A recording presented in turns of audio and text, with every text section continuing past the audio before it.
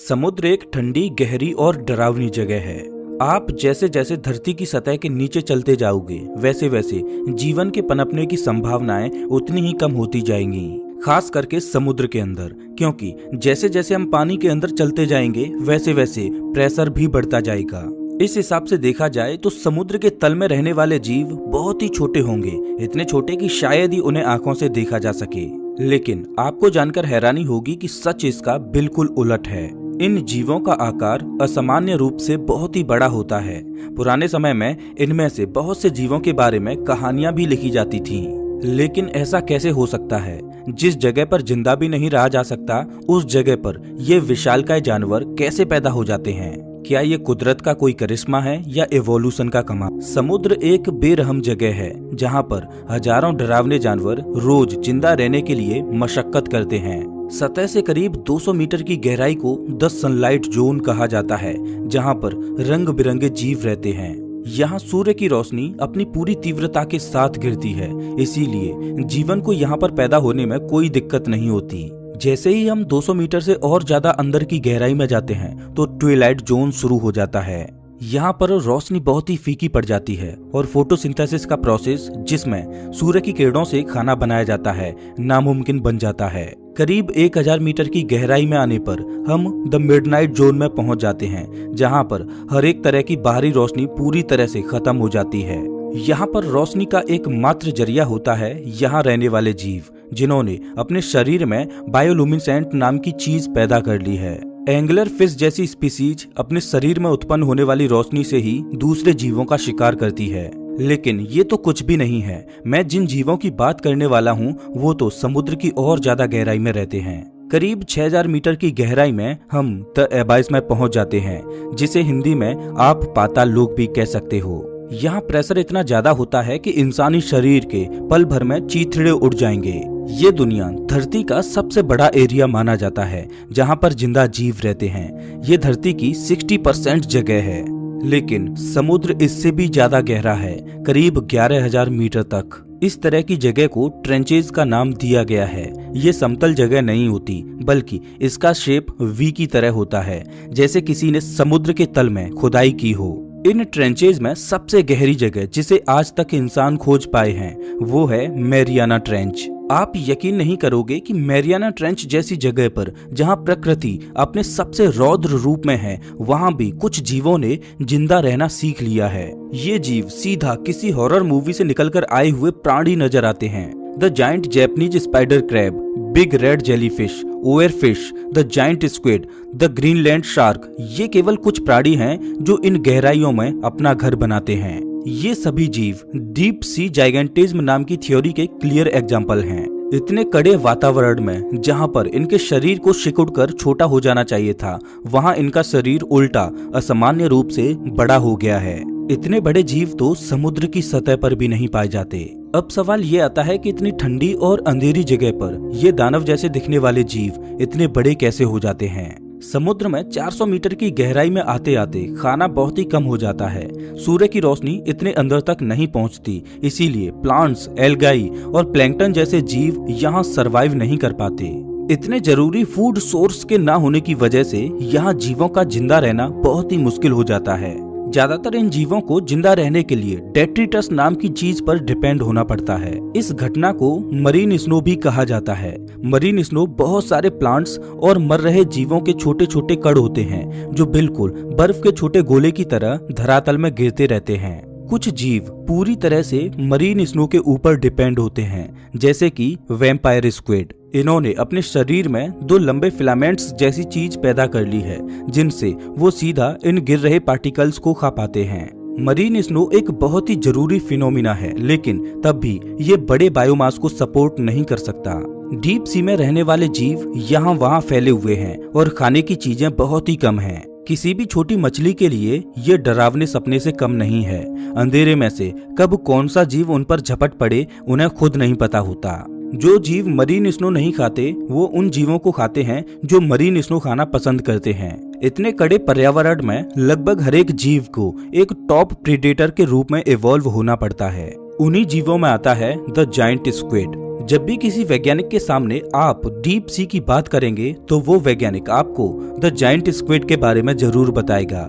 21st century की शुरुआत का ये इकलौता ऐसा जीव था जिसका रियल फिजिकल फोटो हम नहीं निकाल पाए थे। आज हम जायंट स्क्विड्स के बारे में जो कुछ भी जानते हैं वो केवल उन गिने चुने स्क्विड्स की वजह से हैं जो सतह पर हमें मिले थे। हमने एग्जैक्टली इन्हें अपने सही पर्यावरण में रहते हुए नहीं देखा है। साल 2004 में फाइनली हमने 1000 मीटर की गहराई में एक लाइव जायंट स्क्विड की फोटो ली। एक चीज जो हमें इनके बारे में पक्के तौर से पता है वो ये कि इनका साइज बहुत ही बड़ा है। सबसे बड़ा स्क्विड जो हमें मिला था वो करीब 13 मीटर लंबा था, यानी एक स्कूल बस के साइज जितना। इसका वजन करीब 275 किलोग्राम था। अगर हम दूसरे स्क्विड्स की बात करें जो सतह के पास रहते हैं, उनका साइज 60 सेंटीमीटर से ज्यादा नहीं होता।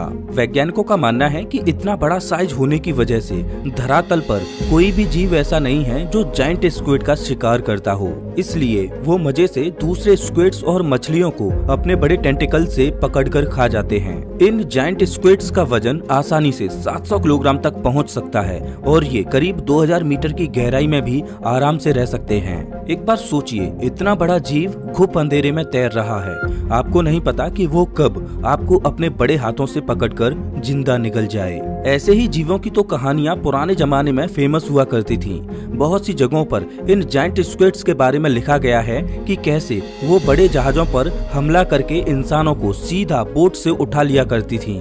लेकिन ये जायंट स्क्विड्स हमें ये नहीं बताते कि समुद्र के तल में रहने वाले जीव कितने खतरनाक होते हैं, बल्कि स्पेसिफिकली ये एक दूसरी बड़ी चीज का खुलासा करते हैं। इन जायंट स्क्विड्स के इतने बड़े साइज का होने के बावजूद भी इनका मेटाबॉलिज्म बहुत ही स्लो होता है। जायंट स्क्विड क्लेबियर्स लॉ नाम के एक फिनोमिना को नेक्स्ट लेवल पर ले जाता है। क्लेबियर्स लॉ के मुताबिक जरूरी नहीं है कि अगर आपकी बॉडी बहुत बड़ी है तो आपको बहुत सारा खाना खाने की जरूरत है या आपका मेटाबॉलिज्म बहुत ही तेज हो। ये लॉ धरती पर रह रहे सभी जीवों के लिए अप्लाई होता है। अगर एक घोड़े का साइज एक चूहे से 1000 गुना ज्यादा है तो इसका मतलब ये नहीं है कि घोड़े को चूहे के मुकाबले 1000 गुना ज्यादा कैलोरीज खाना होगा। एक जायंट स्क्विड का मेटाबॉलिज्म रेट इतना कम होता है कि वो एक दिन में केवल 45 कैलोरीज ही खर्च करता है। उसे हर दिन जिंदा रहने के लिए केवल 30 ग्राम फूड की ही जरूरत है। एक छोटी सी टूथ फिश खाने से 500 किलोग्राम तक का एक स्क्विड 200 दिन तक जिंदा रह सकता है।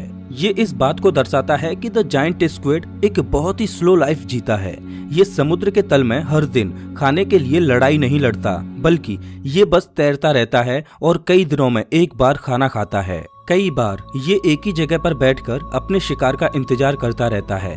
इतने गहरे समुद्र में देख पाना भी मुश्किल होता है, इसीलिए इसके शिकार करने का ये सबसे बेस्ट ऑप्शन होता है। इन जायंट स्क्विड्स या कोलोसल स्क्विड्स की आंखें करीब 30 सेंटीमीटर तक बड़ी होती हैं।